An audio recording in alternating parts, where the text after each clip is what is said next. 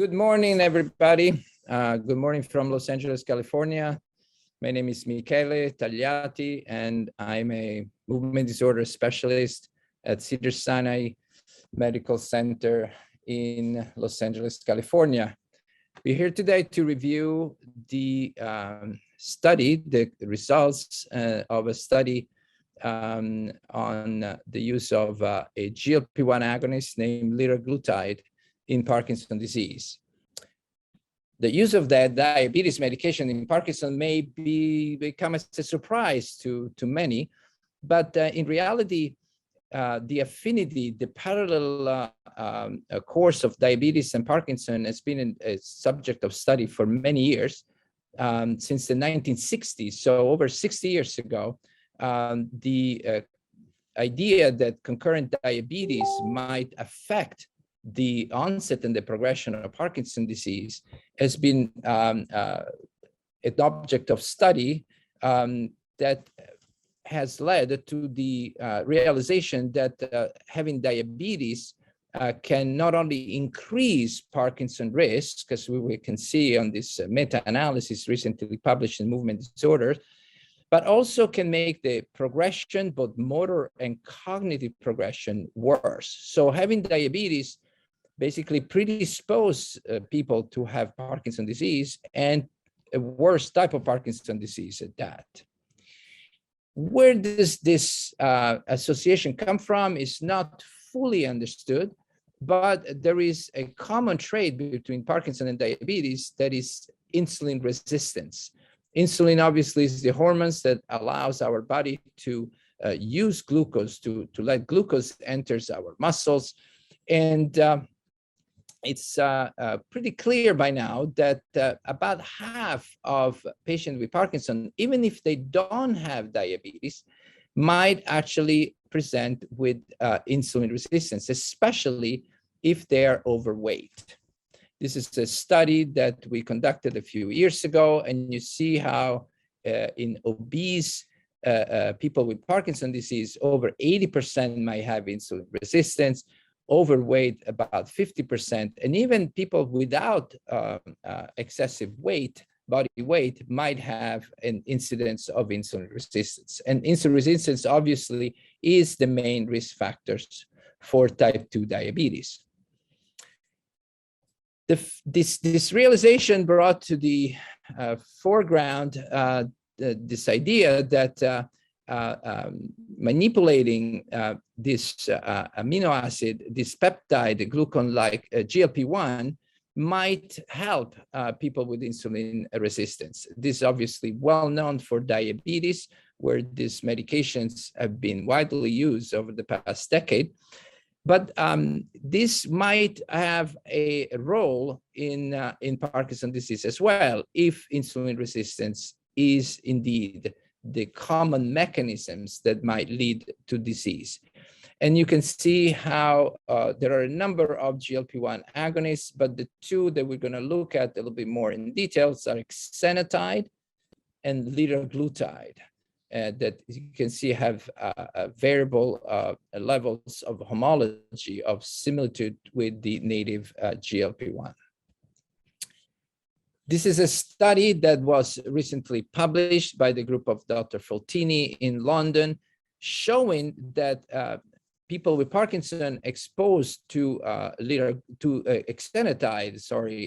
GLP-1 exenatide, for about 1 year, can show a clear improvement of their motor symptoms as compared to placebo. You see the red line of the placebo effect, so to speak, that gets progressively worse, while people treated with exenatide remain well below the baseline. So this was supported also by imaging data showing a reduced decrease of that scan uptake in patients that were randomized to exenatide. These results were extremely exciting and led us to continue this research using a different GLP-1 agonist named liraglutide, which at least in diabetes, seems to have a stronger effect on either hemoglobin A1C, which is a measure of the amount of glucose in the blood, and also in body weight. So people with liraglutide have less glucose, better glucose control, and reduce body weight compared to those treated with exenatide. Under the tutelage and support of Cure Parkinson's and Novo Nordisk, we designed a phase 2 randomized double-blind placebo control, which means that people were assigned by chance and without their knowledge and the investigator knowledge, either to liraglutide at a dose of either 1.2 or 1.8 milligram, or placebo, in a 2-to-1 study design, which means that every 2 people with Parkinson that were receiving the drug, there was one who was assigned to placebo. We plan to accrue 63 subjects and examine them at baseline before being assigned to one of the 2 study treatments at week 28 and week 54, which is 6 months and 12 months after the titration of the medication was completed. The inclusion criteria were pretty standard for a Parkinson study. We wanted diagnosis of Parkinson's disease for at least 2 years to avoid including atypical Parkinsonism, or if there was a DAT scan confirmation, the people even with less than 2 years diagnosis could be included. A response to levodopa, age between 25 and 85, obviously capacity to give an informed consent, and most importantly, the ability to self-administer. This was relatively new in Parkinson. Obviously does not most of the time include injectable medications. So we want to make sure that people were able to self-administer, or to have a partner that could help them comply with the protocol and inject the medication.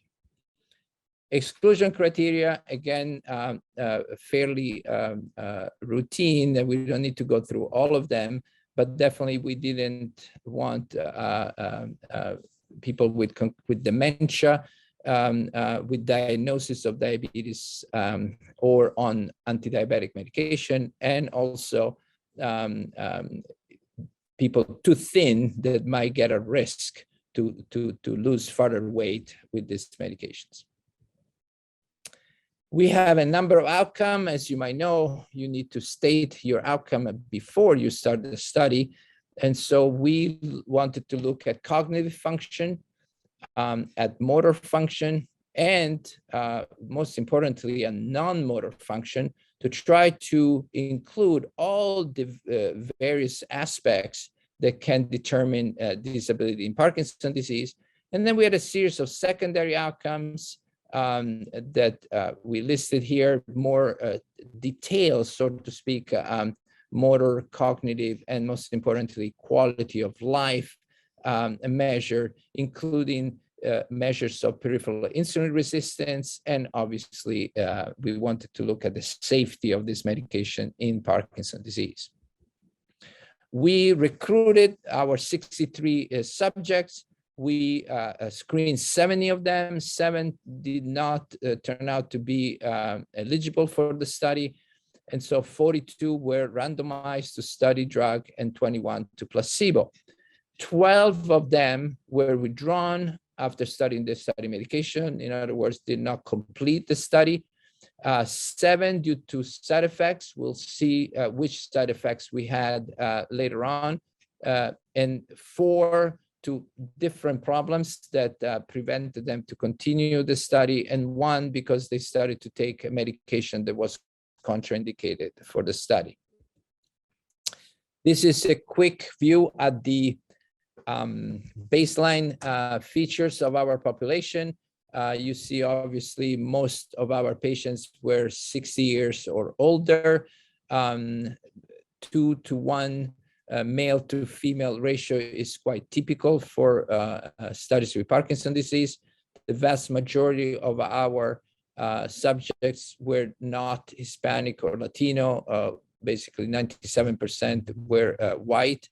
There was quite a prevalence of overweight. BMI above 25 is considered overweight. And you see how the majority of our subjects were above 25. About 2/3 had a normal glucose metabolism, but 1/3 of them, 32%, had an elevated hemoglobin A1C consistent with pre-diabetes. And OMA-IR is another measure of insulin resistance. And you can see only 16% had abnormal insulin resistance in this population.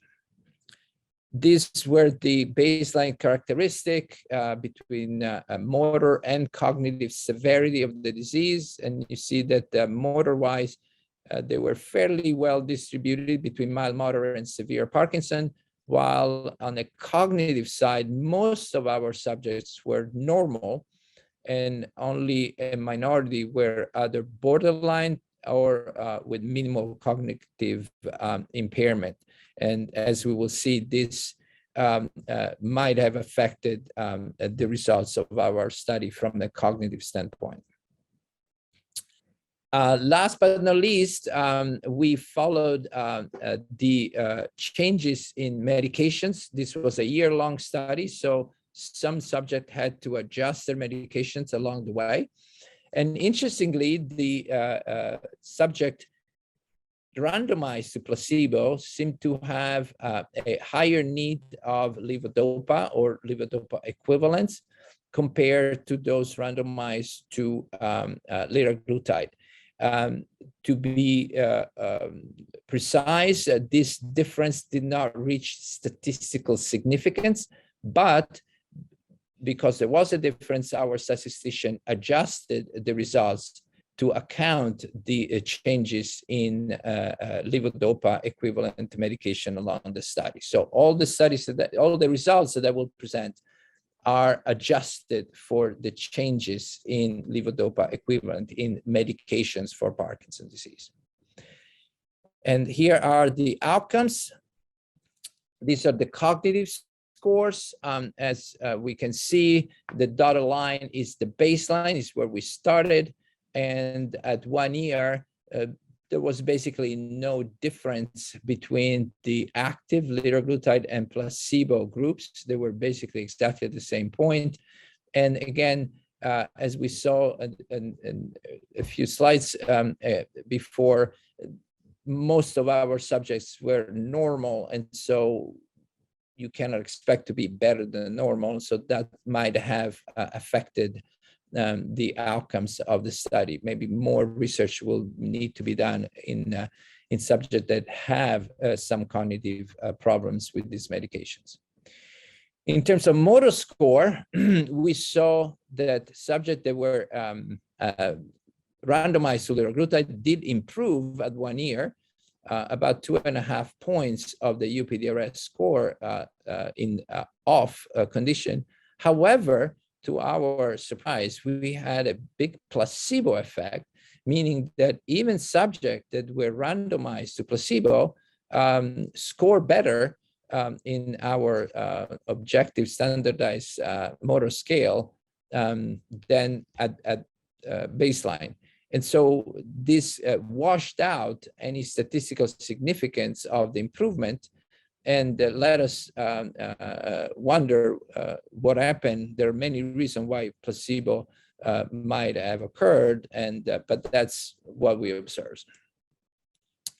In terms of non-motor scores, however, we saw a quite impressive change or separation between the placebo and liraglutide, with the placebo group after 6 months worsening their non-motor score, while the subject randomized to liraglutide improving at the same time. And this change, this difference is statistically significant and definitely suggests that the GLP-1 agonist, the liraglutide, might beneficially affect the non-motor activity of people with Parkinson's disease.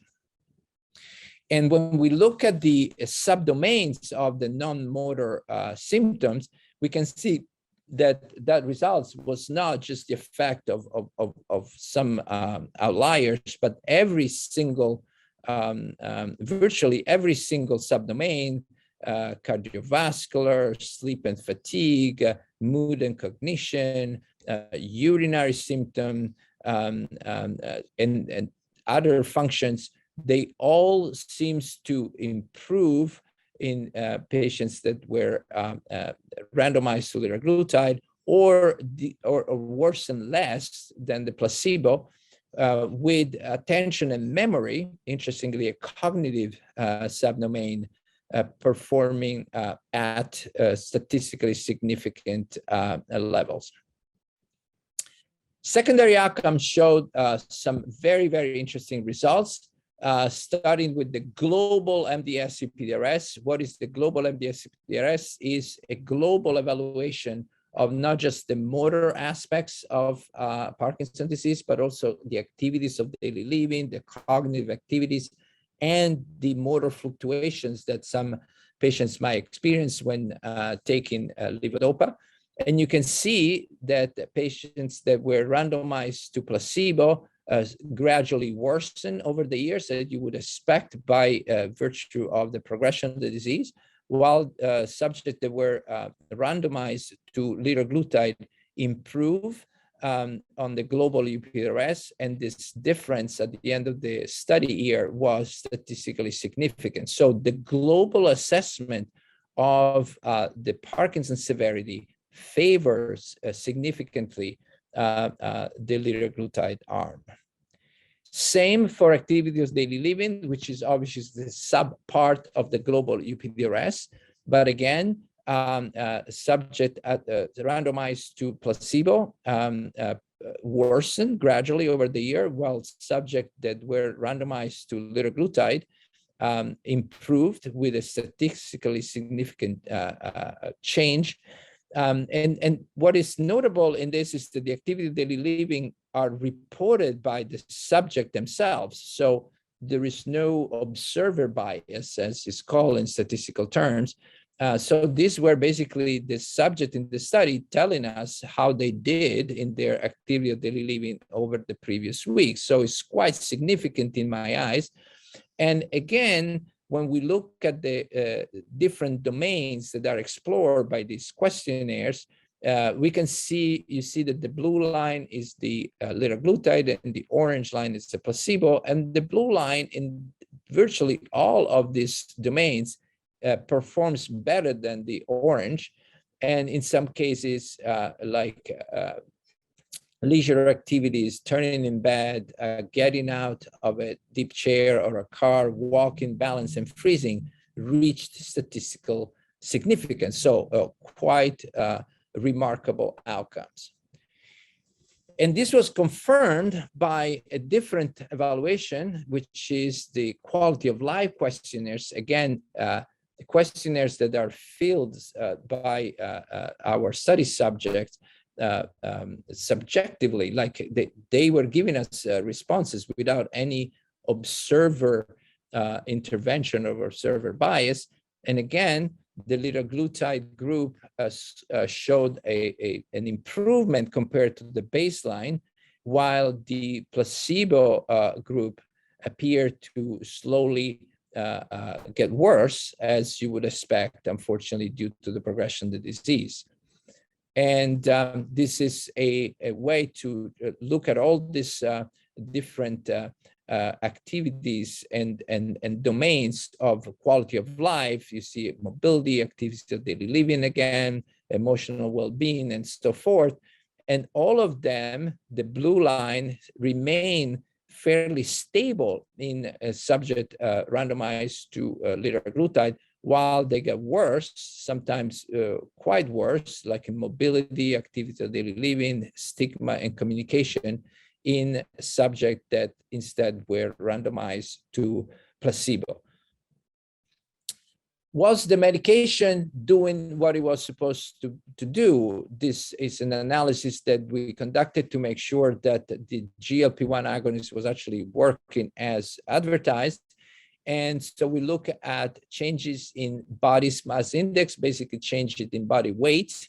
And you can see how patient randomized to placebo remained pretty much at the same weight as at baseline, while those that were taking the active medication decrease their weight in a significant manner, although never in a dangerous manner. Nobody had to stop the medication because they were losing too much weight. I want to make sure, I want to make that clear.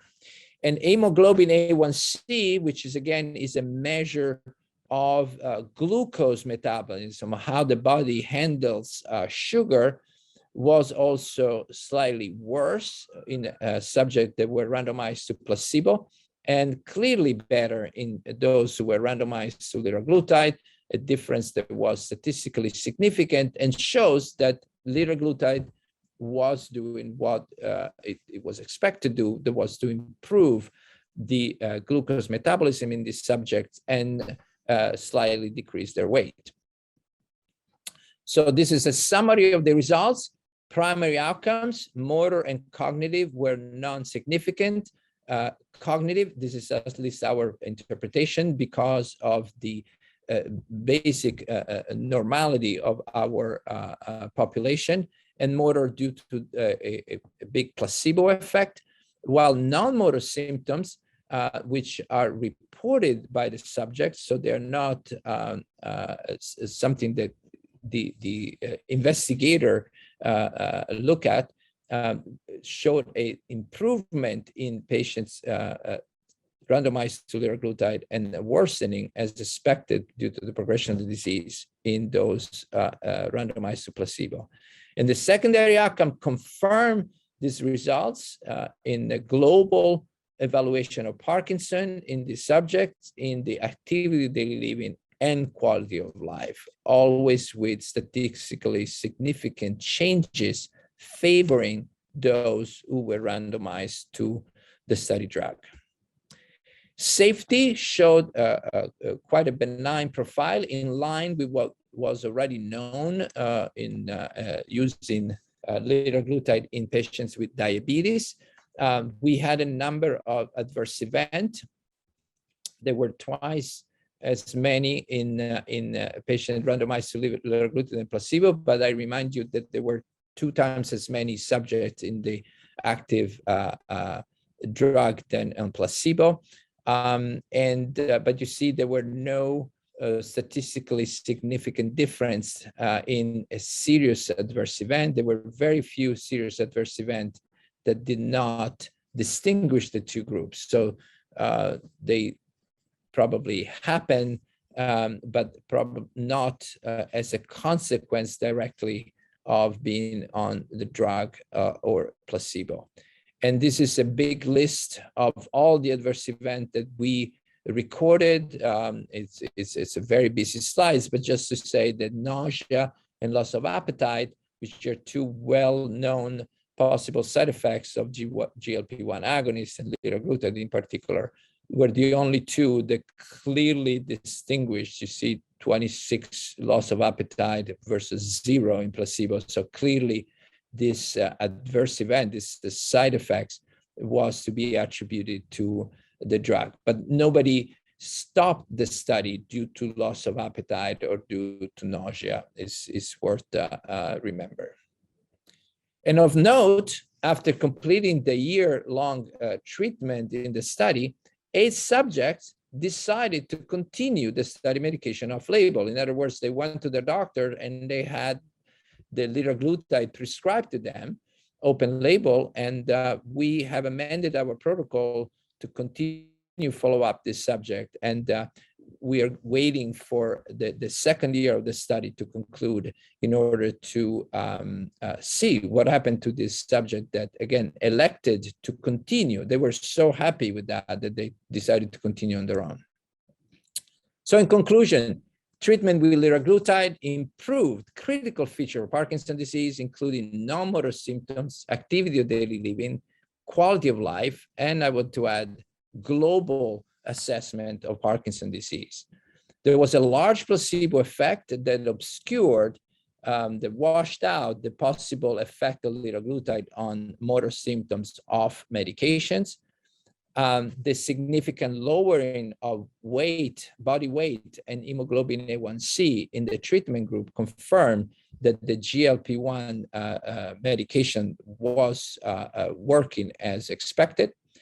Nausea and loss of appetite were the only two, albeit expected, adverse events that were significantly more frequent in the treatment group.